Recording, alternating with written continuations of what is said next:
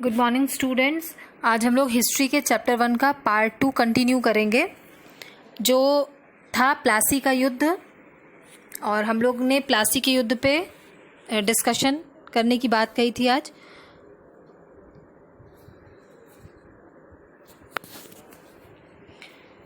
ये 23 जून 1757 में ये युद्ध हुआ था सिराजुद्दौला और रॉबर्ट क्लाइव के बीच में, प्लासी के मैदान में।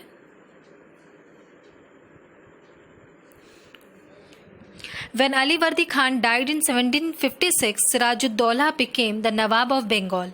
The company was worried about his power and keen on a puppet ruler who would willingly give trade concessions and other privileges.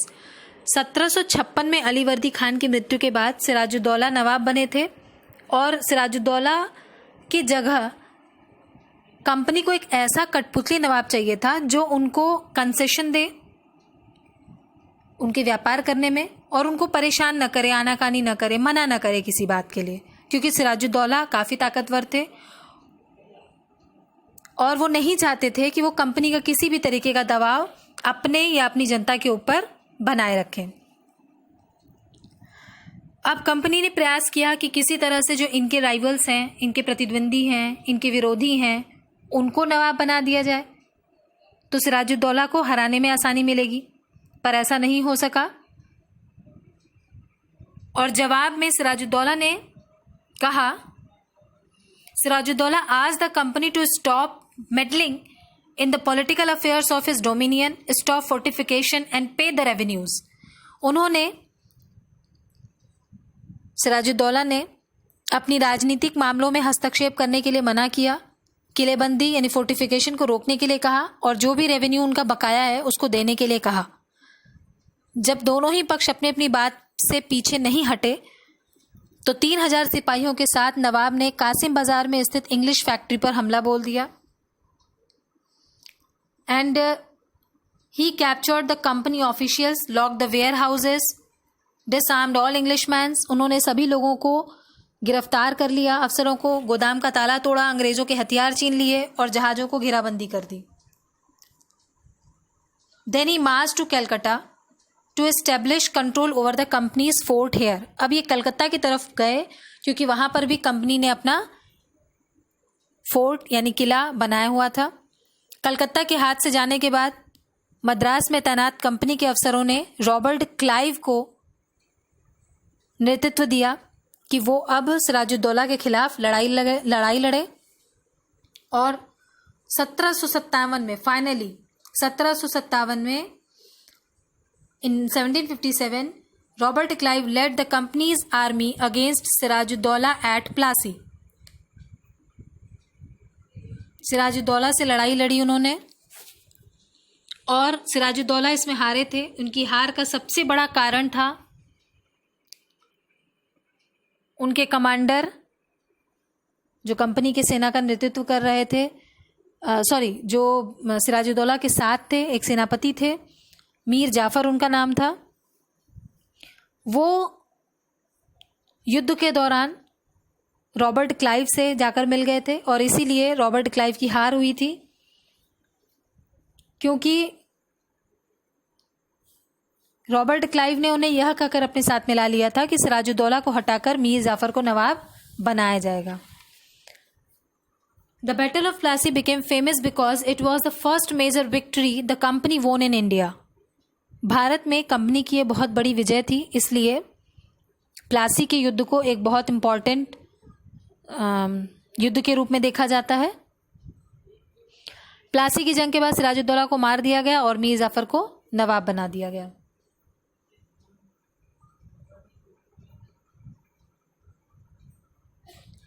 लेकिन यहाँ पर भी कंपनी खुद शासन नहीं करना चाहती थी, यानी कंपनी का उद्देश्य आज भी और अभी तक भी सिर्फ और सिर्फ व्यापार करना था, अपने व्यापार को फैलाना था। लेकिन जल्दी ही कंपनी को एहसास हो गया।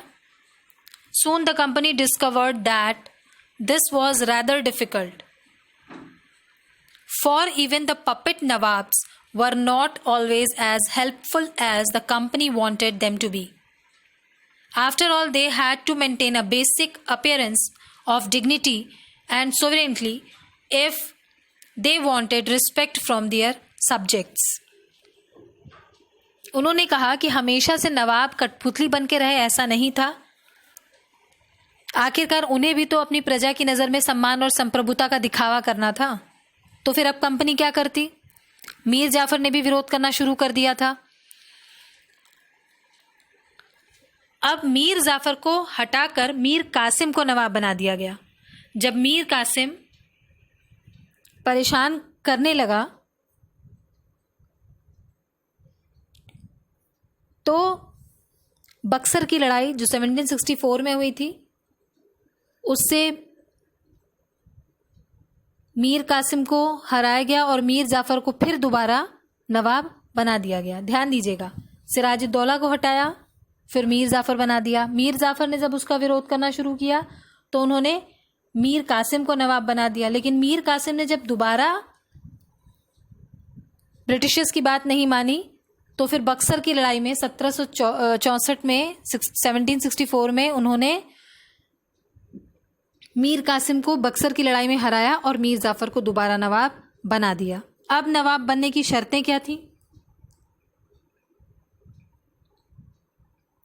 द नवाब हैड टू पे 5 lakh every month, but the company wanted more money to finance its war and meet the demands of trade and its other expenses. अपने बाकी खर्चों के लिए, जैसे कि सैनिक खर्चा या व्यापारिक ज़रूरत जो है, उन सभी को पूरा करने के लिए कंपनी बहुत ज़्यादा पैसा चाहती थी और ये सारा पैसा उसको कौन देता था? नवाब को देना पड़ता था। 1765 में जब मीर जाफ़र की मृत्यु हो गई तब कंपनी के इरादे बदल चुके थे। अब उन्होंने सोचा कि हम कठपुतली नवाब नहीं चाहेंगे। क्लाइव ने ऐलान किया कि हम खुद ही नवाब बनेंगे। Finally, in 1765, the Mughal emperor appointed the company as the Diwan of the provinces of Bengal. Bengal प्रांत का दीवान नियुक्त किया गया। 1765 में कंपनी को ही कर दिया गया। अब ये दीवान शब्द से क्या मतलब है? इस्लामिक सोसाइटी में इसको एक सेंट्रल फाइनेंस डिपार्टमेंट के रूप में और चीफ एडमिनिस्ट्रेटिव ऑफिस के रूप में या रीजनल गवर्निंग बॉडी के रूप में जाना जाता है। दीवानी मिलने के कारण क्या हुआ? जो भी रेवेन्यू रिसोर्सेज थे वो सीधे सीधे दीवान को मिल जाते थे और रेवेन्यू रिसोर्सेज पे सारा कंट्रोल होने की वजह से इनकी एक बहुत पुरानी समस्या हल हो गई थी। और वो पुरानी समस्या हल कौन सी हुई थी? 18वीं सेंचुरी में जब इन्होंने व्यापार करना शुरू किया था तो उनको भारत में चीज़ें खरीदने के लिए ब्रिटेन से सोना और चांदी लाना पड़ता था और चांदी और सोने के बदले में वो भारत से चीज़ें खरीदते थे। लेकिन कुछ समय बाद ब्रिटेन के पास भारत में बेचने के लिए कोई चीज़ बची ही नहीं रही गई थी। ऐसी कोई चीज़ ही नहीं रह गई थी उनके पास कि वो भारत को बेचें और फिर वहाँ से कोई सामान खरीद सकें।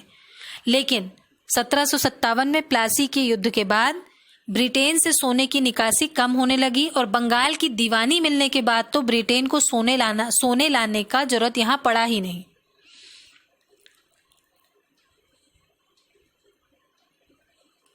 अब भारत से जो भी आमदनी उसको हो रही थी, कंपनी आराम से अपने खर्चे चला सकती थी। इस कमाई से कंपनी भारत में सूती कपड़ा और रेशमी कपड़ा भी खरीद सकती थी, फौजों को संभाल सकती थी, किलों और दफ्तरों का निर्माण करा सकती थी। कंपनी ऑफिशियल्स बिकम नवाब, क्योंकि जब आप इसका प्रोनाउंसिएशन इंग्लिश में करते हैं तो वो हिंदी शब्द को जब इंग्लिश में बोलने की कोशिश की जाती है या अंग्रेज़ बोलने की कोशिश करेंगे तो वो नवाब को नवाब ही बोलेंगे। तो इसीलिए यहाँ कंपनी के अफसर नवाब बन बैठे। ये नवाब यानी कि अंग्रेज़ों से इसको रिलेट किया गया है। नवाब बनने का क्या मतलब था? What did it mean to be Nawabs? It meant, of course, that the company acquired more power and authority, but it also meant something else. Each company servant began to have visions of living like nawabs. Nawab बनने का तो मतलब यही था कि company के पास अब सत्ता और ताकत थी जो एक नवाब के पास होती है, लेकिन इसके साथ एक और चीज़ जुड़ जाती है कि हर कर्मचारी खुद को नवाब की तरह या नवाब की ज़िंदगी जीने का शौक रखता था।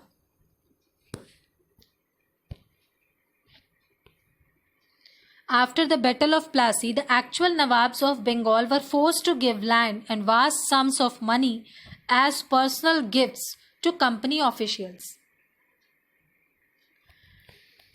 प्लासी के युद्ध के बाद बंगाल के जो असली नवाब थे उनको फोर्स किया जाता था कि वो कंपनी को निजी तोहफे दें, गिफ्ट दें या फिर प्रॉपर्टी दें, ज़मीन दें, बहुत सारा पैसा दें। खुद रॉबर्ट क्लाइव ने भी काफ़ी ज़्यादा पैसा भारत से जमा कर लिया था।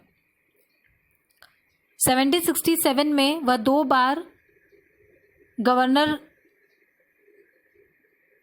बने थे। 1767 में जब वह 2 बार गवर्नर बनने के बाद हमेशा के लिए भारत से रवाना हुए, यानी 1767 में जब वो यहाँ से हमेशा के लिए भारत छोड़कर जाने के लिए रवाना हुए, तो उनके पास जो दौलत थी वो लगभग 4,01,102 पौंड के बराबर थी। और सबसे अचंभित करने वाली बात यह है कि गवर्नर को, यानी क्लाइव को जब दूसरी बार बनाया गया था गवर्नर, तो उनको यह देखना था, उनको यह चीज़ देखने के लिए नियुक्त किया गया था कि यहाँ कोई करप्शन तो नहीं हो रहा है। इंडिया में इंग्लैंड का कोई व्यक्ति करप्शन तो नहीं कर रहा है। When he was appointed governor of Bengal in 1764, he was asked to remove corruption in company administration, but he was himself cross-examined in 1772 by the British Parliament, which was suspicious of his vast wealth. 1772 में British संसद खुद भ्रष्टाचार के आरोप में Clive को सजा सुनाने के लिए खड़ी थी और वो परेशान थी कि इतनी सारी दौलत इसने कैसे इकट्ठा कर ली। Although he was acquitted, he committed suicide in 1774. आरोपों से उसको बरी तो कर दिया, लेकिन उसने 1774 में आत्महत्या कर ली। However, not all company officials succeeded in making money like Clive. Many died an early death in India due to disease or war, and it would not be right to regard all of them as corrupt and dishonest. सिर्फ Clive ने ऐसा किया उस वजह से हम सारे company के मेंबर्स को, ऑफिसर्स को करप्ट कह देंगे, ये ज़रूरी नहीं है, ये गलत है। कई लोग ऐसे भी थे जो बहुत ही सामान्य और साधारण परिवारों से थे, ठीक ठाक पैसा उन्होंने कमाया और जितना पैसा यहाँ भारत में उन्होंने कमाया वो ब्रिटेन लौटकर आराम की ज़िंदगी उन्होंने जी। जो धन कमा सका वो ज़्यादा से ज़्यादा धन ले भी गया और वहाँ पर उन्होंने आलीशान जीवन अपना बिताया।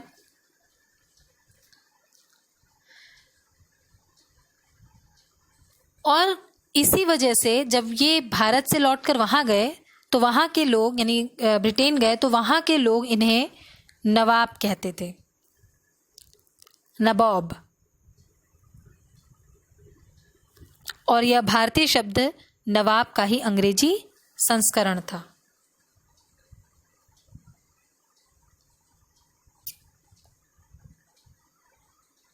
इस तरह कंपनी के अफसर का जो नवाब बन बैठे थे, नवाब जिसे कहेंगे, वो यहाँ पर एंड हो जाता है। और कंपनी का फैलता शासन, ये हम लोग नेक्स्ट क्लास में पढ़ेंगे, जो कि आपका पार्ट 3 होगा हिस्ट्री के चैप्टर 2 का। Thank you students.